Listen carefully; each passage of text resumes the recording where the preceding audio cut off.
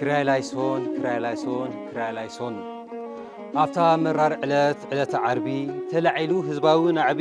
ስቐሎ በለኮት ህዝቢ ሆሳእና እናበለ ከም ዘይመስከኖ ዓሲሉ ከም ንህቢ ኣዳው ንድሕሪት ተኣሲሩ ናይ ክብሪ ጎይታ ከም ባርያ ሓሲሩ ተገረፈ ብብሩቱዕ ሓለንጊ ምንም ከይበደለ ከየፍረሰ ሕጊ ዓይኑ ሸፊኖም እንትፍናበሉ ብበትሪ ንርእሱ ወቂዖም እናቑሰሉ መን ወቂዕካ እስቲ ንገረና ነቢ ኣምላኽ የኮይልካና ብባላ ፓጨውሉ ቀለድሉ መድሃኒ ዓለም ቤዛ ኩሉ መስክሪ ቀራንዮ ተናገሪ ጎልጎታ ስቕለት ክርስቶስ ስቕለት ጎይታ ብሓሙሽተ በላሕቲ ችንካራት ተወጊኡ ተሰቒሉ ኣድሒንና ህይወቱ ሰዊኡ ኣቤት የደንቕ ይገርም ትዕግስቱ ኣፉ ኣይኸፈተን ኣብ ማእኸል ሓርርቱ ተሰቒሉ ዓለ ኣብ ማእኸል ሸፋቱ ቀራንዮ ኮይና ዙፋኑ መንግስቱ ሚካኤል ኣርመመ ወገብርኤል ተደመ ኣመሰቀልዎ ኣይሁድ ለእግዚእነም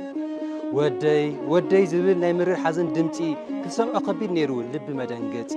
እናወደቐት ናትልዓለት ኣብ እግሪ ቀራንዮ በኸይት ናብዕት ድንግል እናበለት ወዮ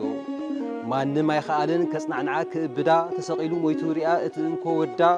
ወዳ ተንሲኡ ክሳብ ትሪኦ ዳግማይ ንሰለስተ መዓልቲ ኣይበልዕትን ኣይሰተየትን ማይ መድሃኒ ዓለም ቤዛ ኩሉ ንድሕነትና ክብሊ ተሰቒሉ ሕጉ ንሓሉ ነኽብር ንቓሉ ሕማማቱ ንዘክር ንንባዕ ንብኸየሉ እወ መድሃኒ ዓለም ቤዛ ኩሉ ንድሕነትና ክብሊ ተሰቒሉ ሕጉ ንሓሉ ነኽብር ንቓሉ ሕማማቱ ንዘክር ንንባዕ ንብኸየሉ ወሰዋት